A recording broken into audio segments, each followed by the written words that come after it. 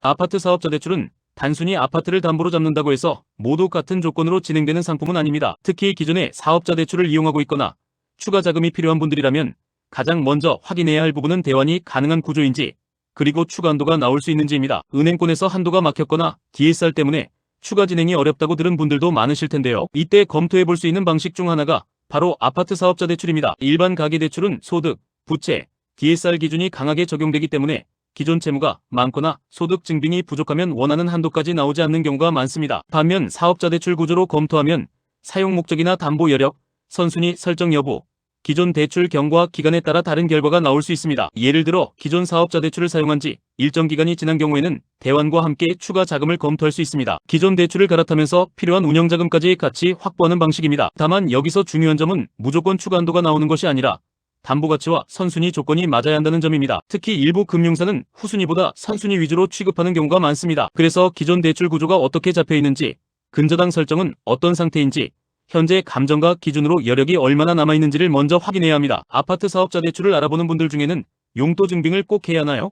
라고 물어보는 경우도 많습니다. 일부 사업자 대출은 자금 사용처에 대한 세부 증빙을 강하게 요구하지 않는 구조로 검토되는 경우가 있습니다. 그래서 사업 운영자금, 기존 대출 정리, 여유자금 확보 목적이라면 일반 신용대출보다 현실적인 대안이 될 수 있습니다. 금리의 경우에는 고정된 하나의 숫자로 보기보다 금융사와 지점, 담보 위치, 신용점수, 기존 부채 구조에 따라 달라집니다. 또한 변동금리 조건이 적용되는 경우가 많기 때문에 당장 낮은 금리만 볼 것이 아니라 앞으로 상환 부담이 어떻게 바뀔 수 있는지도 함께 봐야 합니다. 중도 상환 수수료도 반드시 확인해야 합니다. 대환을 목적으로 진행하는 분들은 지금 갈아타는 것이 유리한지, 아니면 조금 더 유지한 뒤 진행하는 것이 유리한지 비교해야 합니다. 무작정 갈아타면 오히려 비용이 더 커질 수 있기 때문입니다. 그리고 동일인 한도도 중요합니다. 이미 여러 건의 담보대출이나 사업자 대출을 보유하고 있다면 금융사별 총한도 기준에 걸릴 수 있습니다. 이 부분을 모르고 한 곳만 보고 진행하면 담보는 충분한데 한도가 안 나온다는 답변을 받을 수 있습니다. 그래서 아파트 사업자 대출은 단순히 금리만 비교하면 안 됩니다. 선순위 가능 여부, 기존 대출 경과 기간, 대환 가능성,